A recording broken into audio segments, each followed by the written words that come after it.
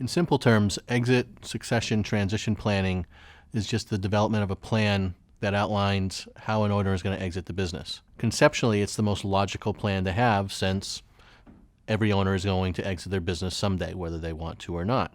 Having a plan just means that the business, the family, employees are all prepared for that circumstance to occur. Unfortunately, most business owners don't have a plan in place.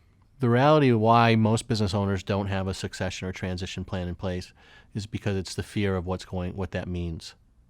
It contemplates an exit, a permanent exit in some cases, and that can be scary. None of us like to think about the end, and whether it's a business or life, an exit is a scary thing. So it's easy to put it off. We have a saying that 5 years. If you ask a business owner when they're going to exit, it's always 5 years. Why 5 years? Because it's close enough, yet far enough. Ask them again next year, what are they going to tell you? It's 5 years, right? And that's the reality of succession and transition planning. It's a scary concept because it is an exit. Because of the owner's reluctance to take it on, we like to look at it from two standpoints. The first is, don't look at this as an exit. Look at this as a transition process. It doesn't necessarily mean that you're exiting the business forever. A transition is exactly that. Maybe you're going to transition from a full-time role to a part-time role.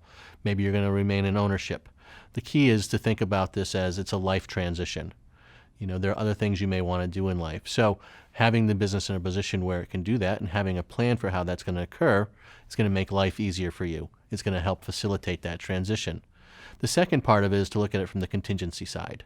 We encourage owners to think about it from the worst case scenario as to what happens to the business, to your employees, to your family if you don't have a contingency plan in place.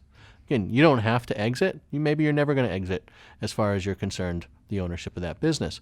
But let's have a contingency plan in place as to what happens if something unexpected occurs. And I think business owners can grasp that because they do contingency planning all day long in their businesses.